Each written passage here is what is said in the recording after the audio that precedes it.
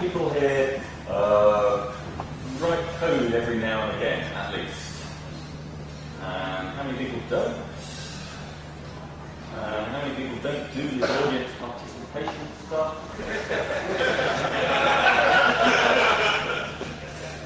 So, my name is Sewell, and I am a computer scientist. I bear a heavy burden of guilt. Shared guilt, to be fair. So why are computers so shit, and what's so good about it? So after many, many years handling it, I know two things about computers. I know all two. I also know that if somebody could turn off the big bright thing, then that would be very handy. The big bright thing means suck? Yeah. Yeah. You just hold up your t-shirt or something. You would think. So the first thing, there's an awful lot of them about. Terribly many of them. And the second thing is that they go wrong. A lot. Really, a lot. And they go wrong in lots of different kinds of ways. So sometimes they go wrong in spectacular ways. And you get fireworks. So this, if you could see it, would be the Ariane 501 fireworks. That's about $500 million worth of sparkle. You don't see that every day, fortunately. And why? Why? Because they were using one component of the guidance software was for Ariane 4. And Ariane 4 didn't go sideways during the launch quite as much as Ariane 5 did. And therefore one of the sideways values in the guidance software overflowed. And therefore it was all going wrong, so it blew itself up. So it was going to land into its head. So that's like a spectacular wrongness. Sometimes you get things going wrong in more insidious ways. So as many of you will have seen the heartbeat bug recently, so it's allegedly responsible for, I think, 3.5 million medical records being nicked. The roots go. One go-to in the wrong scope in the code. That's one insidious way. And then, of course, there are millions of other vulnerabilities exploited by our friends for our protection and by other people for our lack of protection continuously. But these kinds of wrongness, I think, are as nothing compared to the real problem.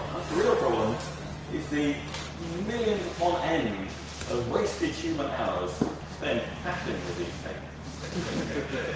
So it's hard to assess that. But what I did, you won't be able to see any of these slides, I'm sorry. People in the front two rows might want to go to the back so you can see. So what I did was Google Android problem and Windows problem. And each of those gets something like 300 million hits. So that's indicative of quite a lot of badness.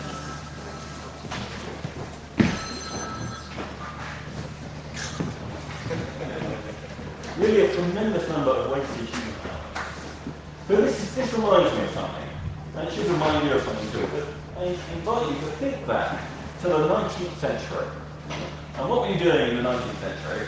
You know, cool kids, you were building cool things with hot new technology. Bridges. And we would make artful bridges with millions of towers and all of that kind of thing. And every so often they would fall down. And we would make radical steam engines. See a beautiful outline of steam engines there. And every so often they would explode. Order of steam engine with bits of steel bent all around. And that doesn't happen very often anymore for civil and mechanical engineering. Right? Mostly, 100 years later, we can build stuff reasonably competently. What does that mean? That means we know enough thermodynamics and material science and quality control management and other such things to predict whether our systems will work roughly as intended before we build them. Okay, so for computing this is easy because we can predict with 100% confidence that they will not work as intended, and my work is done and we can all go and have coffee. But it's not a very satisfactory state of affairs. So why is it so hard? And here we are, 60 or 70 years after the first computers were built down the road. So there are several reasons, well there are many reasons, but I'm just going to mention a couple of them. One is that there's just too much code. So here, there's an invisible picture of the amount of code in various operating systems of your choice and in your car.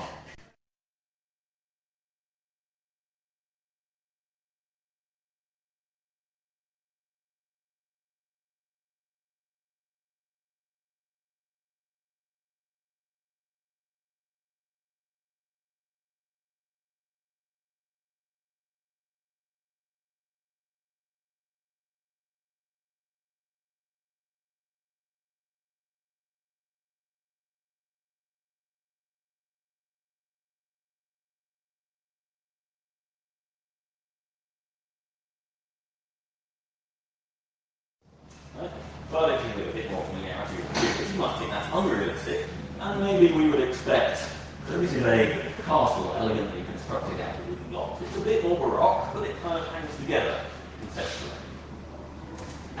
But computers, they're made out of, and made by very smart people in big groups, subject to commercial pressures, and using the best tools, intellectual tools they have available.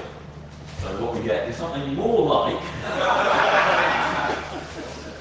it's very ingenious, and it just about works. And you can see in here, ideally I would point to all of the plasma screens at the same time, but you just have to imagine that. You can see in this picture of garbage, down here there's like a pile of hardware stuff, clear elements, one kind or another, and over here there's maybe a C compiler with its intermediate phases. And over here there's a file system and a key stack and a JavaScript converter and a piece belonging to the NSA about there. And a browser. And on top is the stuff we use to talk about banks. Okay, so that's a bit of a problem. And then how we build these pieces? Well, we build them by trial and error, right? And we're not even very good at identifying the error. So we write some code and then use ad hoc tests. And then we test and fix until things are marketable. And then we test and fix more until we're tired. And then we keep on using them until they don't work anymore. So this write some ad hoc tests and marketing is how we explore whether the thing is doing what we want.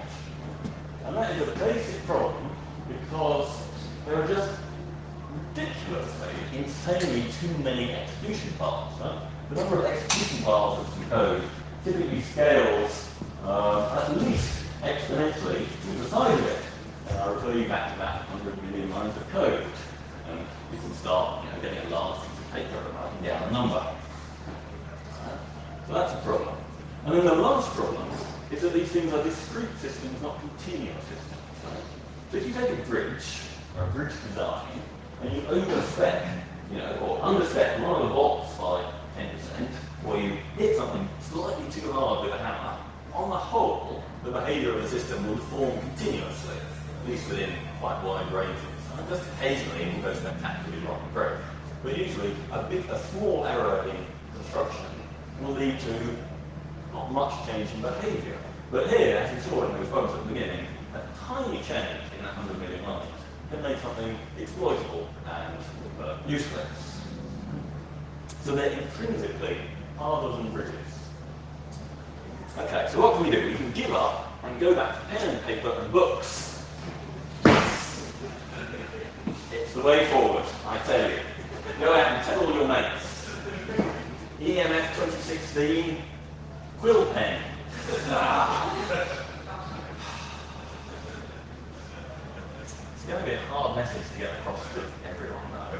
So, what can we do? We can do lots of different things. I'm going to enumerate some things. So the first thing we can do is do better sort of normal software engineering. More unit tests, more assertions, better coordination and better management, and 15 more version control systems, none of which we can understand. So that's all good and it's virtuous and it will probably help a bit, but it's never going to get us to high levels of robustness or understanding, and it's not really my topic for today. So, option 2. use languages based on ideas from 1975 or 1981 instead of 1965 or 1971. So there's a whole bunch of basically useful ideas developed in the late 70s and early 80s and what have you, like having the expressive type system, having the compile time guarantees of type and memory safety. So you evade that whole combinatorial explosion of execution files thing by checking some relatively simple but fantastically useful properties when you build the system, not when you run it. So, and then there's a whole bunch of other useful programming language ideas, enforcement of boundaries of these interfaces, which is straightforward. It's easy peasy to design programming languages now, which have all of these things built in and can be compiled to go quite fast. So there is, for any individual working in some particular context, there might be a whole pile of legacy code that stops you doing this. But for us collectively, there is no excuse for us not to be doing this all the time.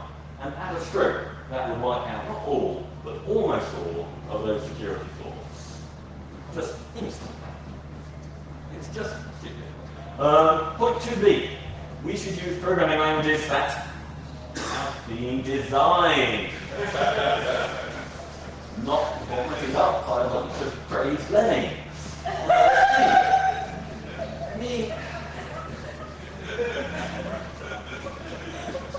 So as a programming language research person, this is intensely frustrating because the reasons why languages become popular have a strong inverse correlation with how good they are and whether people who invented them knew anything about designing programming languages. There are so many examples, and also this video on YouTube. I don't want too much hate mail. I'm not going to mention any of them. But all together now.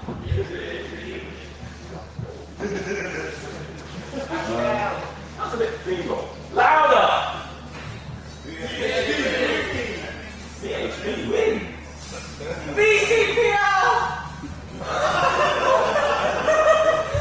To be fair, not many people use exactly that anymore.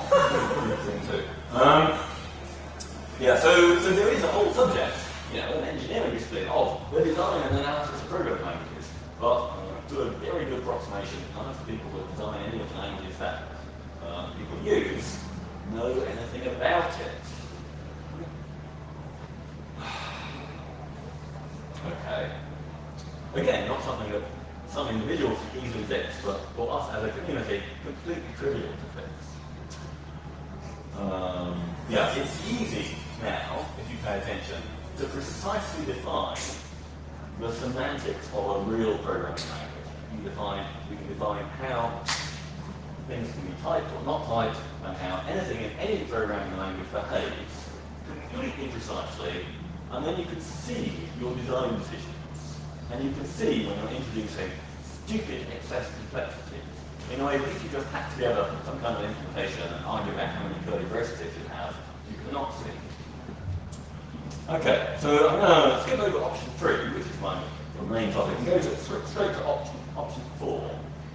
So option 4 is prove correctness. Do make mathematical proofs that software and hardware will actually meet precisely stated specifications. So this is a long-standing dream and exhortation by academics. In ENF 1972, you would have had Tony Hall standing up on this stage saying, "We should prove correctness, by golly," with all his mates, Edgar and lots of other guys. So for a long time, academics have been saying this. And for quite a long time, it was not terribly plausible. I remember back when I was a lad in some kind of university, laboriously proving that if you reverse the list twice, you get back to the same thing. How many people have proved that? Few of them. So for a long time, it wasn't super plausible, right? Because we couldn't scale it up. But these things do change, right? And in the last 5 or 10 years, various academic So substantial academic projects, but on an industrial scale tiny, have developed significant bits of fully formally verified with machine-checked proofs of correctness software. And so there's a bunch of compilers, so Concert, HML, so C-like languages and ML languages, compiled all the way to assembly or binary, completely verified correct. People in UPenn have been verifying LLVM optimization classes. There's verified software fault isolation, which goes faster than the unverified version from Town, Morissette, and people in Harvard. There's the SEL4 verified hypervisor from guys in Australia. So we can do this now for particular things where it's worth the effort. It's not that much effort, but it's quite a high-end effort. You have to have, PhD students, postdocs who can do this kind of thing. So in the long term, I'm not going to see any more of the slides. Clouds. In the long term, this is viable for significant software. But in the short term, it's tricky. It would be a hard thing for me to sell right now. So what's an intermediate but more tractable alternative is to not fully verify whole components in this stack, fully verify our production compilers or whatever, but at the very least, precisely specify the interfaces between all of these invisible blobs in our software and hardware stack. And to test that those specifications are sound with respect to the implementations, not just in their sort of global behavior, but intentionally, step by step, looking at all the internal states. And it's going to turn off a big light. That's good. So my colleagues and I have been doing this kind of thing for the last few years. We've looked at TCP and at various processors in x86 and ARM and Powerlands, and the C and C++ concurrency standards, concurrency models and standards of Camel and the C language, and people now looking at the TLS stack, lots of kinds of things. So this is far too much stuff to talk about. I'm just going to talk about the multiprocessor part to just give you a little bit of a feeling for what kind of things involved in specifying one of these interfaces. So let's look at multiprocessors. Multiprocessors, simple idea is making things go faster, many processors talking to the same memory. So this is not a new idea. There are no new ideas in computer science. All of them have been had before. And this one was first had in 1962. You see there, but you would see there,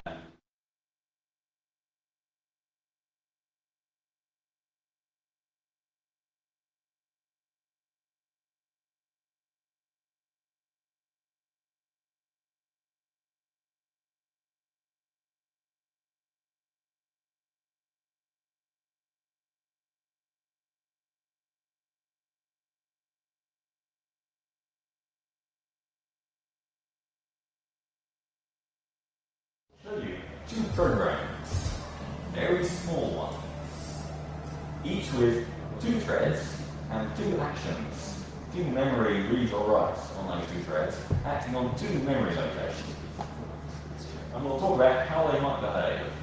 For the first one, there's a thread on this side, which if you could see it, would say write x is 1 and then read y. And on this side, write y is 1 and read x.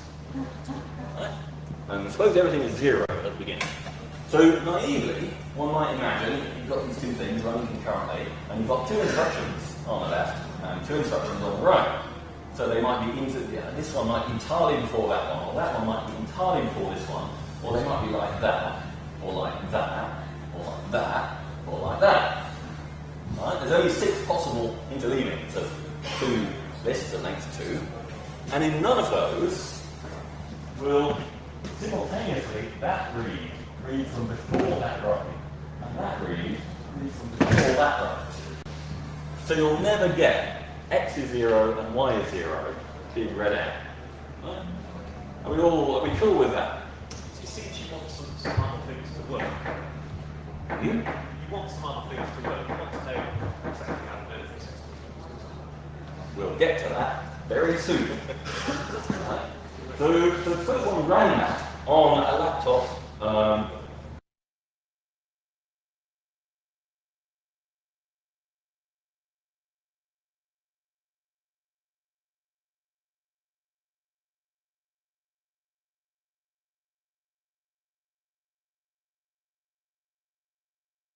really 1 and 1. Right? So 79 million. And then quite often we'll get one of those other interleavings. And then quite often we'll read x is 0, y is 0. Now, okay, so there's an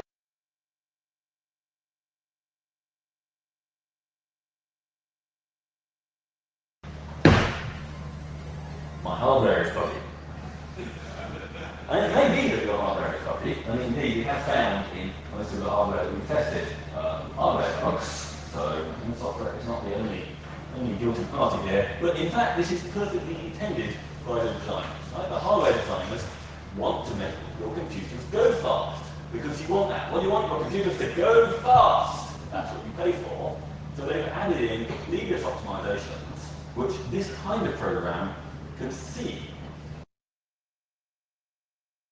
You can think of the optimization as a FIFO buffer of the writes for each hardware thread. It's probably more complicated than that inside, but you can think of it like that. So the model is not this simple thing with a bunch of processors talking to a shared memory. It's more complicated. Second example. So on this thread now, we'll write some data, and then we'll write some kind of flag.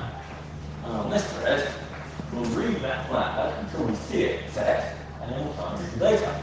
And the question is, are we guaranteed to see the good values of data, or might we just use some old antiquated check? You try running that on a few kinds of sheet.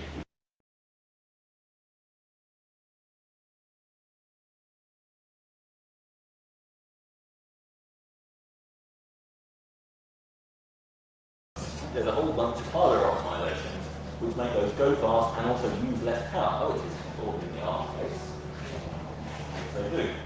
So if you, as an innocent programmer, want to make these things happen in order, which for some magic instructions, memory barrier instructions, they're called. And you might wonder what they do. So you might go off and make sort of vendor documentation and say, dear Mr. IBM, what does this instruction do? And you would see some text like this. I'm going to start reading it out. For each clickable pair AB, memory barrier intervals that A will be formed with respect to any processor or mechanism to the extent required by the associated memory coherence required attributes before B is performed with respect to that processor or mechanism. Capital A, includes all applicable storage accesses by any such processor or mechanism that has been performed with respect to before the memory barrier is created. B includes all applicable storage accesses by any such processor that are performed after a load instruction executed by that processor or mechanism has returned the value stored by store that is in B. Got that? So this is very deceptive, this stuff, because it looks like they've thought really hard about it and it means something precise that you just don't quite understand. And we thought that for a long time, and we tried to make mathematical models of this. But in fact, when you get to it and you do lots of experiments and you go and talk to the architects, which we do, because we collaborate with a very smart and fine IBM architect on this stuff, you find that this does not describe what they actually do.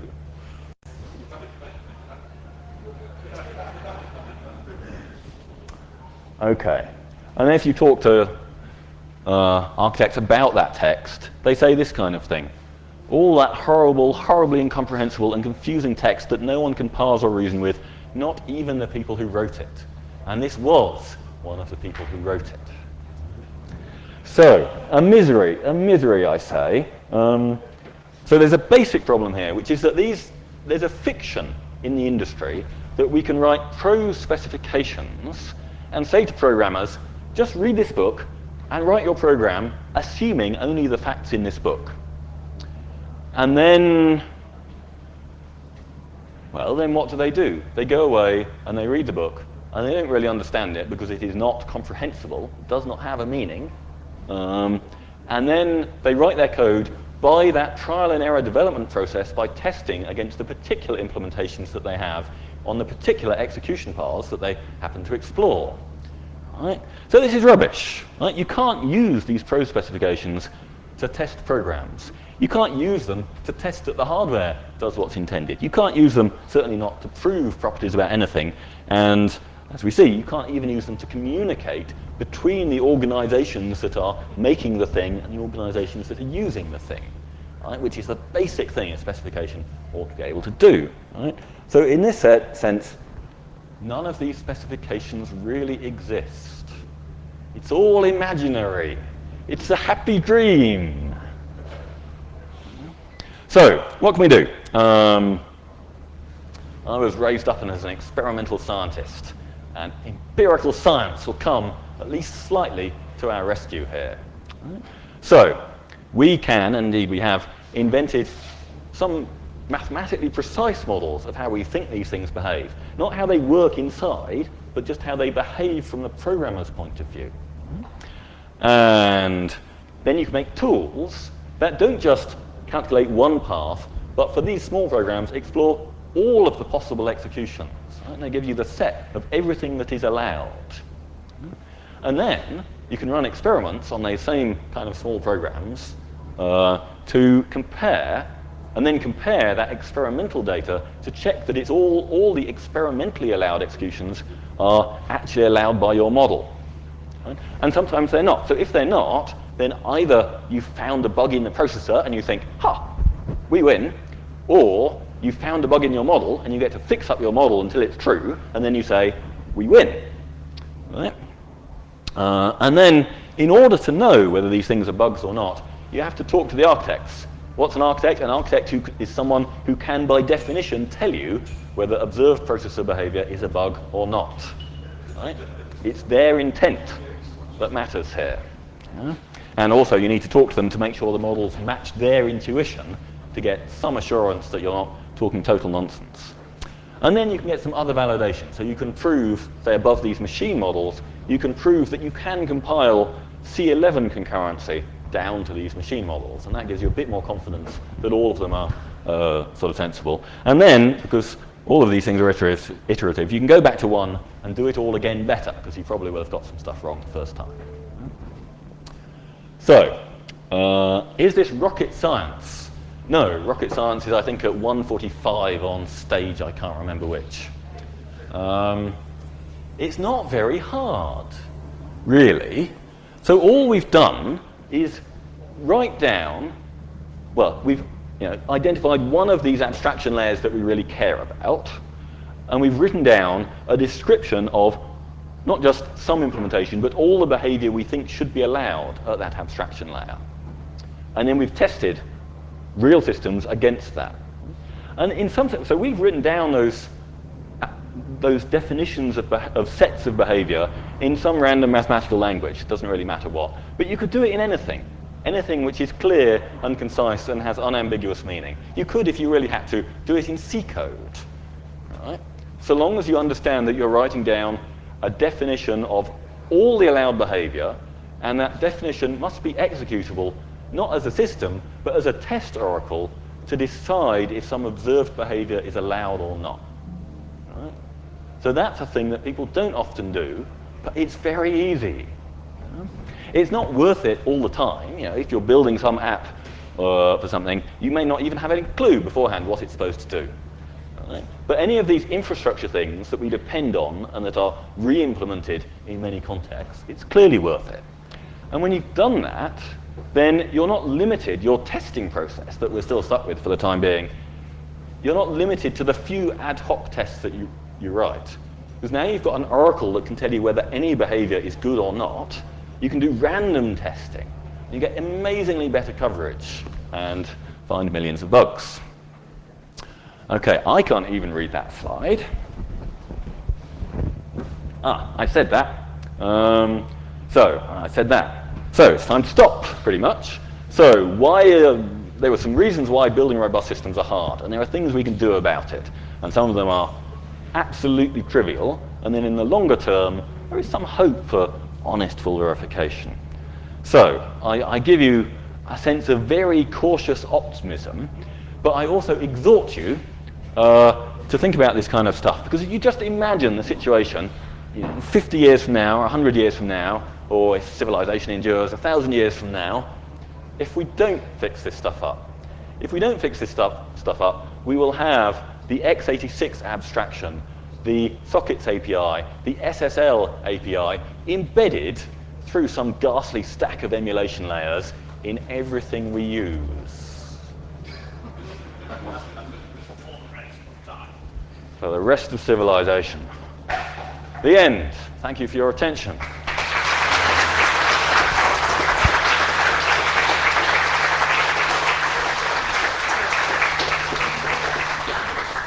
If you've got any questions, time for questions? Oh, it's 15 minutes before the next talk.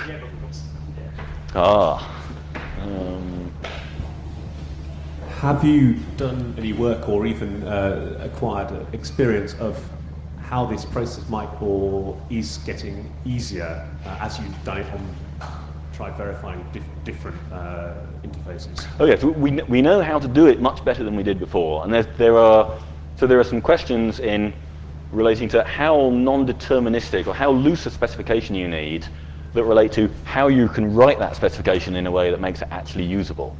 And there are other sort of sociological questions in how you talk to the designers or the C standards committee or whatever in order to get them to understand that this is a good idea.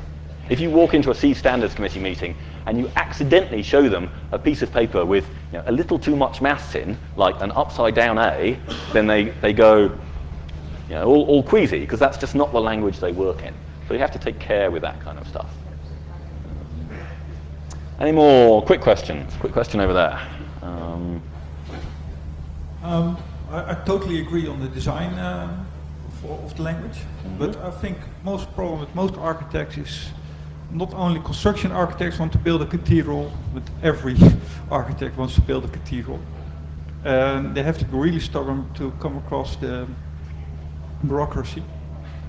So communication remains key. Yeah, I guess. Okay. Yeah. But how can you prevent that the architecture becomes too complex if the tools expand to make So this is an interesting question. So how can we arrange for there to be a pushback against adding complexity? So that's really tough. But at least for programming language design and for some of these abstractions, the mere fact of writing down a clean specification sort of forces you to notice the complexity. Right? Which otherwise, if you just have a textual language spec, it's very easy to just say, we're going to add a new feature, we'll just chuck in a couple of paragraphs of text here, and that doesn't force you to understand how it interacts with everything else. Right? So this is not a total solution. I don't think there is a total solution, but that does give you a feedback mechanism that we don't have at the moment. One behind you. Behind you. Do you believe there's much of a market at the moment for formal verification, not of the language of it itself, but of programs written in the language? A market, I think not much. I think there is potentially a significant market for some very particular systems infrastructure to be verified. Right? So if I had a verified hypervisor with a small trusted computing base running on my phone, I would be a happier man when I come to EMF camp. And industry wants that kind of thing, and there are some companies doing that. This SEL4 thing has some kind of commercialization route. No. Oh, no, there's another one there. Behind. Last one. So if PHP is the worst language of them all, which one would you say is the best? So I resolved when I was thinking of giving this talk to not answer any question of that general form. And in some sense, I don't know. I'm not in a position to know. I don't write a whole lot of code. Right? What I do, when I and my group do, we use OCaml and Haskell and sensible, functional and imperative languages. They're very good for this kind of semantic infrastructure kind of work. In other contexts, I'm not going to comment. Okay, enough. Thank you.